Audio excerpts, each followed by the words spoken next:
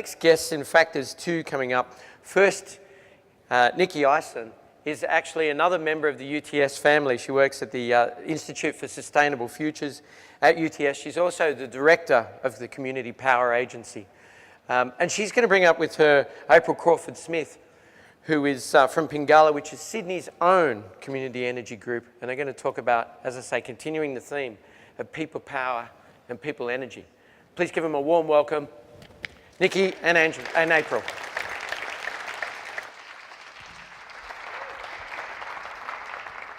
Thank you very much, Chris, for that introduction. I'd like to start by telling a bit of a story. So, anyone here heard of a guy called Hermann Scheer? Anyone? Hands up? A couple of geeky nerds out there. Hermann Scheer was a German politician, and he is sometimes called the father of the German renewable energy policy. And if you know a little bit about renewable energy, you'll know that the German renewable energy policy is probably the best one in the world and has helped transform our energy and create this energy revolution that we're seeing here. Back in 2006, I was a budding environmental engineering student at UNSW, and I went along to see Hermann Scheer talk at my university, and I got inspired, I got hopeful, and he really put me on the path to doing what I am doing here tonight, because he talked about renewable energy as fundamentally different from the way that we've done electricity, the way we've generated electricity over the last 100 years. And that's because renewable energy is based on free fuel that is abundant to everyone. It's the wind, it's the sun. So what we've got is an energy system now with renewables that's based on a market of technology, not a market of fuel. And that technology can be as simple or as complex as you want. And not only that, it's contextual. If you've got a lot of sun, utilize the sun. If you've got a lot of wind, use the wind. That means it opens it up to people like you and me being able to be involved in our energy system, like Claire's just talked about. So a few years later, inspired by Hermann Scheer, I did a study tour. I went and visited about 30 community renewable energy projects across Europe. And don't get me wrong, there are thousands of these projects. Two examples. Anyone here been to Copenhagen? Yeah? Some more people? So if you fly into Copenhagen, you will go over the Middelgrunden wind farm. It's 20 wind turbines just off the coast of Copenhagen. 10 of those are owned by a cooperative of 20,000 Danish people. Citizen power there. Go right down to the other end of the spectrum. There's a little island off the coast of Scotland called the Isle of Egg. It has the world's first mini-grid powered by 3 renewable energy technologies. It's community-owned, and they're now 98% renewable energy self-sufficient. That's just 2 examples of literally thousands of community renewable energy projects across the world, and it's starting to happen here in Australia as well. So what do I mean when I talk about community renewable energy? Well, I talk about the 4 Ds. Community energy projects, they decarbonise, they decentralise, and they democratise our energy system, and they demonstrate that a renewable-powered future is possible. And I actually have to thank Rob Stokes, our Environment Minister here in Australia, because he coined the 4th D there. But more than that, they're beneficial in 5 ways. The environment ones are, benefits are pretty self-evident. But then there are social benefits. These are about communities coming together to build tangible, practical projects that will bring their community together. There's economic benefits because you are creating a dividend for community members who invest in these projects, but you're also keeping the money that you spend every day on your electricity bills in your local community, instead of it going to the Hunt Valley or, dare I say it, overseas. It's a technological benefit. We're creating a technological revolution. Some people call it the 4th Industrial Revolution. And finally, as Claire mentioned, it's got huge political potential.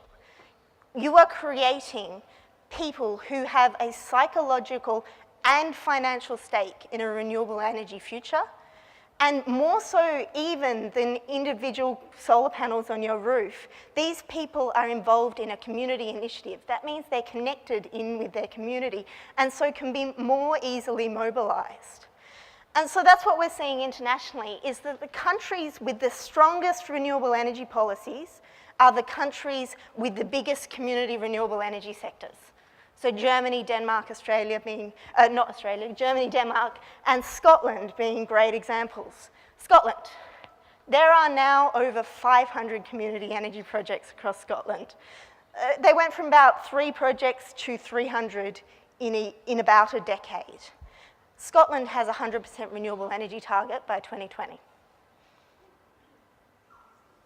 So what's happening here in Australia? When I first got involved in 2009, there were about 3 projects in development. Earlier this year, this is what the map started to look like. There are now about 60 projects in development and just after the last 2 weeks, 11 community renewable energy projects operating across Australia. So we're scaling quickly.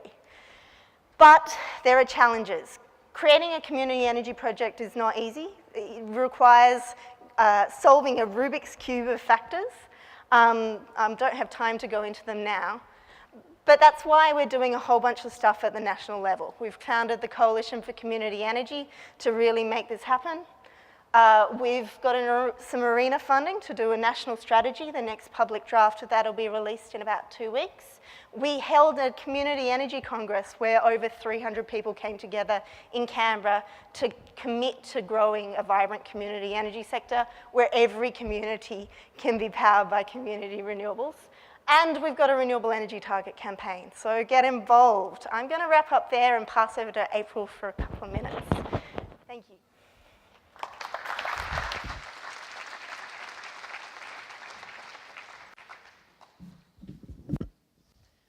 All right, thanks Nikki for that. That was an awesome overview of community energy around the world, and lucky Australia, we've got a few projects up and running. So my name's April Crawford-Smith and I'll be your last speaker for tonight, lucky me. I hope you've enjoyed this evening, it's been absolutely incredible. I'm going to tell you about Pingala, and I have 1 slide, so you have to look at me. Okay, so basically, you might all be wondering, what is Pingala? Well, it actually means solar, which is kind of neat. It's the solar meridian in the body, so the yoga tradition tells us. And so we thought, yeah, we'll call our group solar instead of some other CN, community energy thingy. So solar, Pingala, that's who we are. And what do? We are a group of energy citizens, and we build solar farms, and we're doing that right here in Sydney.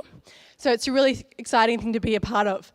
And it means that we're taking control of our energy supply and making it local, accessible, empowering, and green. And so I find that pretty exciting, and that's why I'm part of Pingala and I help run the group. And our mission is to see as many solar panels on as many roofs all across Sydney. And we want to make as many of them community owned and run, as Nikki was telling us, because it allows the community to bring back control of the energy supply and talk about renewable energy to anybody around who wants to know, and make it exciting for people to get involved, because it's a tangible solution that you can actually do today or tomorrow or next week. So you might be wondering, how does it work? Well, basically what we do is anybody in this room or out on the street, we pull all these investments. You might offer $100, you might offer 1,000, put them all together, and then we buy a solar system and whack it on a roof. Could be the roof of the powerhouse, could be UTS, could be any other building around Sydney. And then we sell the electricity directly to that host site. And the money made from that electricity generation then goes back into the investors. So the host site benefits from being green. You guys make a return on your investment. It's about a 5 to 7 return each year. And everyone wins. So it's a really cool idea. And at the moment, we haven't got a project up and running right at this stage, but we're in negotiations with about 4 different host sites across Sydney, as well as one, a big community up on the New South Wales-Queensland border as well. So things are really, really hotting up for Pingala. It's really, really exciting. And if you like what Nikki has told us tonight, and what I've been speaking about as well, you can get involved. There's so many different ways. You can sign up to our newsletter. There's an iPad also going around, like Future Super, and you can put your name down. You can volunteer your time we have lots of legal need and financial need, and just talk about community energy to anyone you know.